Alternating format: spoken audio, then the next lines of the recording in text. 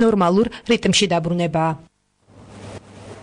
ანაგლიასა და განმუხურში ზაფხულის სეზონისათვის მზადება მიმდინარეობს. ზღვისპირა სანაპიროზე შენდება ახალი სასტუმროები, გასართობი ობიექტები და ეწყობა წყალმომარაგებისა და კანალიზაციის სისტემა. დღეს რეგიონული განვითარებისა და ინფრასტრუქტურის მინისტრმა ანაგლიაში მიმდინარე პროექტები დაათვალიერა. ნიკოლაიშვილმა ანაგლიაში 11 სართულიანი 5 ვარსკვლავიანი სასტუმრო ანაგლიასა და განმუხურში კავკასიის რეგიონში ყველაზე ექსტრემალური აკვაპარკის მშენებლობის პროცესი მოინახულა. რამაზ ნიკოლაიშვილი ასევე დღეს სოფელ დარჩელში იმყოფებოდა, სადაც ზუგდიდი ანაგლიის დამაკავშირებელ გზაზე მდინარე ჯუმზე ახლად აშენებული ხიდი დაათვალიერა. ყველა პროექტის დასრულება აგვისტომდე არის დაგეგმილი.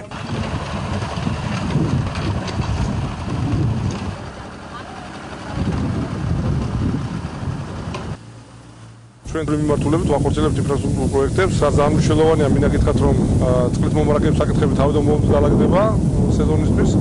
ყველა შედაგზა იქნება უკვე დაგებული, ადამიანებს მიეცემათ გადაადგილების პრობლემის საშუალება.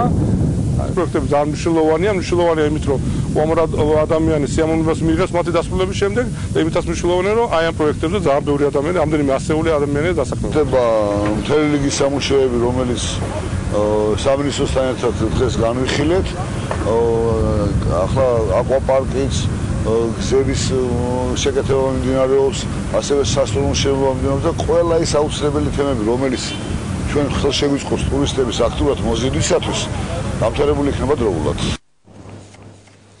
საქართველოს პირველი ლედი ჯანდაცვის მინისტრთან ერთად დღეს